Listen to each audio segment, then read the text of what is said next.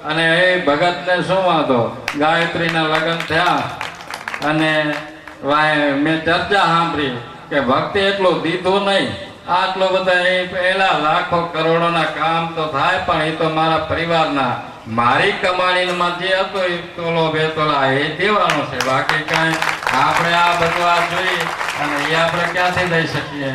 તો એવી મને પણ ઈચ્છા પણ નથી થતી કે આપણા કને આટલા હોય, આપણો હાર વ્યવહાર હાર એટલે બસ છે. એટલે એ નિષ્કામતા ની મને સતત એવું રહ્યા કરતું કે મારું જીવન તો આ સમાજ અર્થે છે, પણ મારા જીવન પછી એમ કે આ પરિવારને સંતોએ પણ આશીર્વાદ આપ્યા કે જેમ એ કાલે પણ આશીર્વાદ મળ્યા કે જે મારા સિદ્ધાંત છે, મારા જે નિયમ છે એ જ નિયમ બધા દશરથ શાસ્ત્રીની અંદર આવે એવા હું પણ દ્વારકાનાથને પ્રાર્થના કરું કે આવા નિષ્કામતા એ દશરથમાં આવે. અને મેં એને કીધું તું કે તું કાંઈ ચિંતા ના કરી, હું 2 સત્યનારાયણ કથા વધારે કરવા જઈ, સામેથી ગ્રાહક ગોતી, તું જો આમને એમ કથા કરતો હોય ને તો હું કઈ એલા કથા કરાવો, હવે કે દૂધના બાટલો થઈ રહ્યો છે, કામ થઈ રહ્યું છે, પણ તું તારે આ નિષ્કામ ભાગવત કથા સમાજ માટે તું સમર્પિત થઈ જા. તો આ મારું વચન એણે મોડું 5 વર્ષે પણ માન્યું અને આ પ્રારંભમાં આ થઈ ગયું. તો એક મારી જે નિષ્કામતા હતી કે મારા કને આવે, પણ હું ખૂબ કાળજીપૂર્વક ધ્યાન રાખું છું કે આમાંથી દૂધ ના લેવાઈ જાય અને આ કંઈ સત્કાર્યમાં જ વપરાય. અને આ કાર્યની અંદર પણ એમાં કંઈ ગુરુ પૂનમ હોય કે કોઈ પણ કાર્ય હોય, જે કંઈ મારા કને રકમ આવતી હોય છે એ સત્કાર્યમાં વપરાતી હોય છે. બીજું કે જે કંઈ મારાના માધ્યમથી જે કંઈ આશીર્વાદ મળતા હોય છે એ મારા ઈષ્ટ અને મારા ગુરુદેવ તરફથી મળતા હોય છે. મારે તો એક રસ્તો જ બતાવવાનો છે. બીજું એક રહસ્ય, એક તો કીધું, હવે બીજું રહસ્ય કહી દઉં. શું મારા આ બધો હાર વ્યવહાર તો કરું છું, ટૂંકામાં કહું તો દશરથ હું મારેથી જ કરું છું. હાજુ માનજો, મારા હૃદયની અંદર દશરથ નથી, મારા હૃદયની અંદર ગોરાણી નથી, મારા હૃદયની અંદર તમે સીતારામ પરિવાર નથી, મારા હૃદયમાં એકલો મારો નાથ છે. અને જગતની અંદર મારે રહેવું છે તો આ બધા માર્ગદર્શન તો આપવા પડે, પણ હું તમારામાં ફસાયેલો નથી એ તમારે 1000% માનવાનું. મારે ઘરે કોઈ મહેમાન આવે ને તો આવે તોય ભલે અને જાય તોય ભલે, મને તાણ કરતા ના આવડે કે રોકાઈ રોકે. એટલે એક મારો એવો સ્વભાવ, મારું એવું અંદરથી કોઈના ઉપર પકડ નથી. તો આ દ્વારકાનાથ આ મારી પકડને વધારે રાખે, જેથી હું મારા ગૌતમમાં. અને એક બીજું કહું, મેં મારા પરિવાર માટે ભગવાન કને પ્રાર્થના કરીએ છે કે પણ ગૌતમને હારો ધંધો હાલે, કે દશરથને હારો ધંધો હાલે, આ ગોરાણીને તાવ આવ્યો છે તો મટી જાય. મારા ઘર માટે આજ દિન સુધી કોઈ દી ભગવાન કને પ્રાર્થના કરી નથી અને ભવિષ્યમાં હું કરીશ પણ નહીં. હા, મારા પરિવાર માટે, મારા સમાજ માટે ક્યારે ભગવાનને પ્રાર્થના કરવી પડે તો હું જરૂર કરીશ, પણ વ્યક્તિગત મારો લોહીનો સંબંધ છે એને કહું તો વળી એમ થાય કે આ માયામાં પછાણો, એને ભગવાનના ભરોસે મૂકી અને મારું જીવન મારા લોકહિત માટે વપરાતું રહે એવા દ્વારકાનાથના ચરણોમાં મારી પ્રાર્થના. સંતોના પણ આશીર્વાદ મળશે. અને બીજું એક મારી ખાસ ટેવ છે, ઘણાને એમ થાય કે 1 લાખ રૂપિયા આપશું ને એટલે વરીન દાદા કહે છે એટલે 10 વર્ષ થઈ જશે ને તોય દાદા કોઈ દી તારા હામોય નહીં જોવે. હા, તમને પરમાત્મા પ્રેરણા કરે અને સત્કાર્યની અંદર તમે જોડાઈ જાઓ તો આ મેં જેમ કીધું, સીતારામ પરિવાર કોઈ નાનો સૂનો છે નહીં, પણ સીતારામ પરિવારમાં હોવા છતાં પણ એને કંઈ પુણ્યનું પાનું જાગૃત થાય, ભગવાનની કૃપા થાય તો જ આવા કાર્યક્રમની અંદર એ 5 પૈસા વાપરી શકતો હોય છે. તો મારું એક રહસ્ય એ પણ તમને કહી દઉં કારણ કે મારે આશીર્વાદ લેવા છે દ્વારકાનાથના, એકલા દશરથના નહીં. એટલે મારું સાચા અર્થમાં જીવન એક ત્રાપા જેવું છે. મારી કોઈના ઉપર પકડ નથી. વાણ ડૂબે, સ્ટીમર ડૂબે અને પેપરમાં આવે એમાં કેટલો તેલ ભર્યું તો બધું દરિયામાં જતો રહ્યો, પણ કોઈ પેપરમાં આવ્યું ત્રાપો બુડ્યો. પણ ત્રાપો કોઈને પકડતો નથી. ત્રાપાને જે પકડશે એ જરૂર મારો નાથ છે. તો મારી આમ સમાજ પ્રત્યે મારી કોઈ પકડ નથી. મારું જીવન સમાજની સેવા, સમાજને સાચે રસ્તે દોરવા એ જરૂરી છે, પણ એટલે મારો મોહ સમાજ પ્રત્યે રહે. અને વાં છેલ્લો ટાઈમ આવે ને ત્યારે ફિલ્મ દેખાય ત્યારે એમ થાય કે આ ના આવ્યો, કાંઈ એમ થાય કે આ મને બોલાવા ના આવ્યો. એ રામ રામ એક બાજુ રહી જાય અને ગૌતમ્યો દશરથ્યો કરતા કરતા એમ થાય એ કોઈ દી નહીં થાય. મને પૂરો વિશ્વાસ છે, કારણ કે હું એમાં ફસાયેલો નથી. મારું જીવન સતત ત્રાપા જેવું છે. અને એ તમને આ દ્વારકાનાથના અને તમારા આશીર્વાદ લેવા માટે જો કહું છું કે સંતોના, ભાગવત ભગવાનના અને દ્વારકાનાથના મને આશીર્વાદ મળે કે જે આ મારી ભાવના છે, મારી જે નિષ્કામતા છે, મારી સમાજ પ્રત્યેની કંઈક કરી છૂટવાની. એટલે અમારા બ્રહ્મ સમાજ નહીં હો, મારું એક બીજું કહું કે પહેલા જે માધ્યમથી એમનો કે મુંબઈ આવીને અમારા સમાજના, અમારા ફતેહગઢના, અમારા જજમાનના 25 છોકરા છે.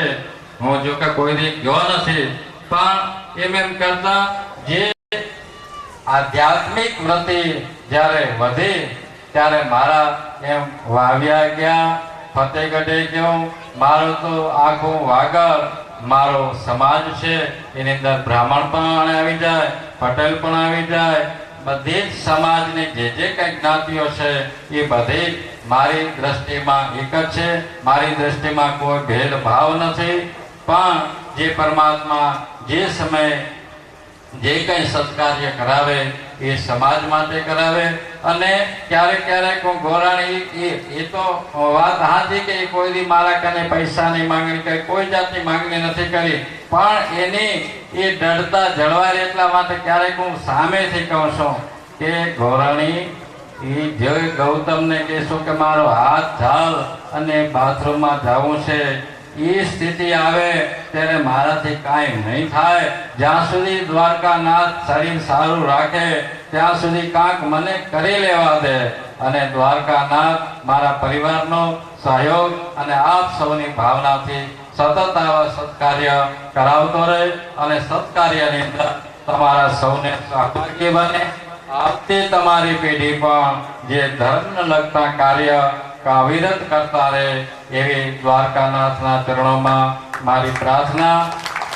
ફરી દ્વારકાનાથ અને સંતો આ ઉપસ્થિત ઋષિકુમારોના આશીર્વાદથી દશરથની નિષ્કામતા સતત જળવાઈ રહે અને મારી પણ જે નિષ્કામતા અને સમાજ પ્રત્યેની કંઈક કરી છૂટવાની ભાવના અને જે મારું ત્રાપામય જીવન આ સતત જળવાઈ રહે એ સૌ આપના હૃદયમાં બેઠા સીતારામ અને ઉમા મહેશ્વર, રાધા કૃષ્ણ, દ્વારકાનાથ અને સંતોને પ્રાર્થના કરું કે મારી આવી ત્રાપામય વ્રતિ, મારી નિષ્કામ વ્રતિ અને મારી બંડી કોઈ ખાલી ના રહે એ પ્રાર્થના વાપર્યા કરી.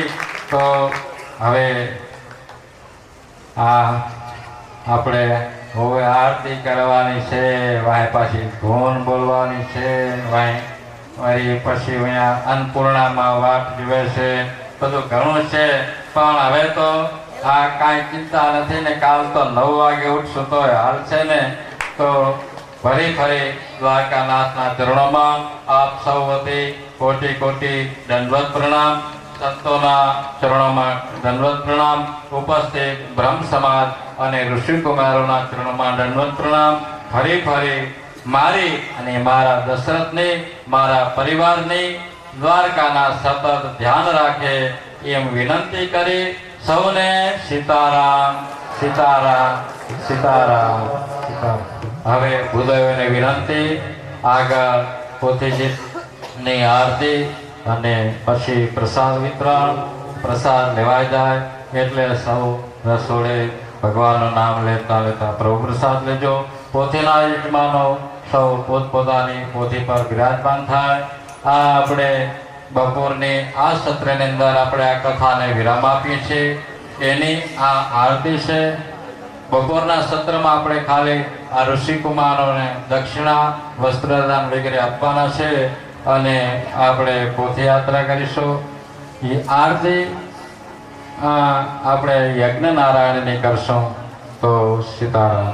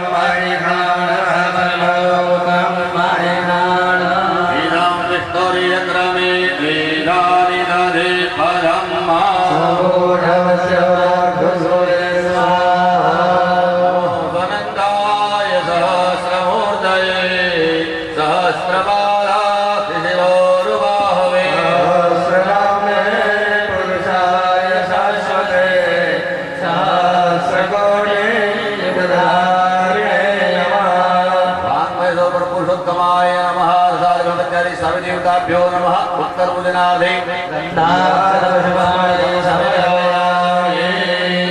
भगवानના ચરણોમાં પુષ્પાર્પણ કરી આપો.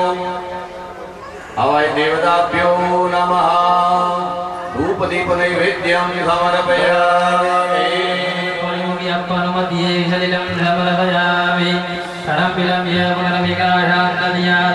ભગવાનને 5 વખત ભાવથી જમાડી આવો. પ્રાણાય સ્વાહા,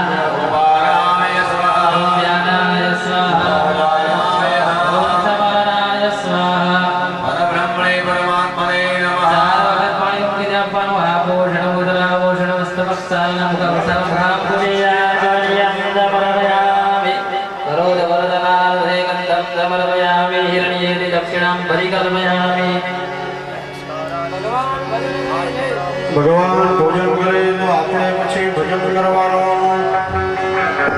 કૃષ્ણ